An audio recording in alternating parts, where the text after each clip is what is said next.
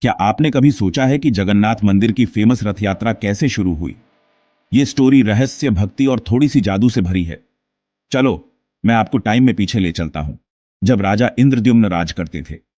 वो भगवान विष्णु के सच्चे भक्त थे। एक रात राजा ने एक सपना देखा। अपने सपने में भगवान विष्णु ने उनसे कहा, हे राजा, मैं समुद्र के पास के जंगल में नीला माधव के एक अनोखे फॉर्म में प्रकट होऊंगा।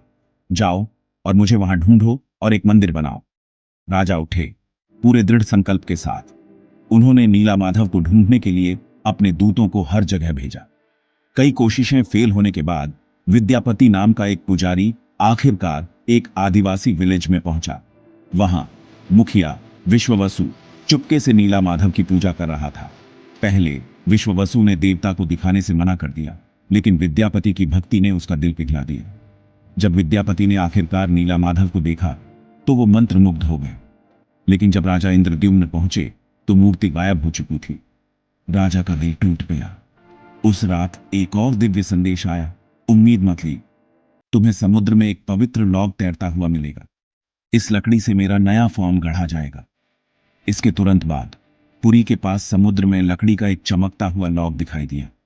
राजा ने सब कुछ ट्राई किया, रस्सियां, हाथी, सैकड़ों नियम, लेकिन लॉग हिला नहीं। फिर एक बूढ़ा बढ़ई आया। वो और कोई नहीं बल्कि भगवान विश्वकर्मा थे भेष बदलकर।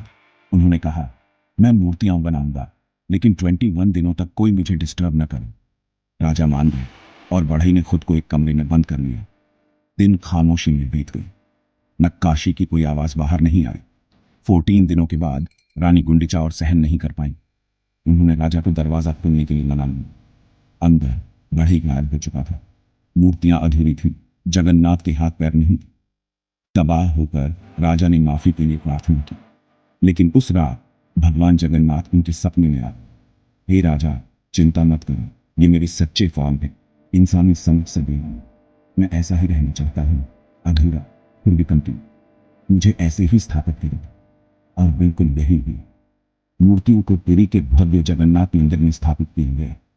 उस दिन रथ यात्रा की परंपरा शुरू हुई, जहां हर साल भगवान जगन्नाथ, बलभद्र और सुभद्रा अपने रथों पर एक शानदार यात्रा करते हैं, लाखों लोगों को आशीर्वाद देते हैं। तो अगली बार जब आप रथ यात्रा के टाइम में सुने तो याद रखें, कभी कभी सबसे बड़े रहस्य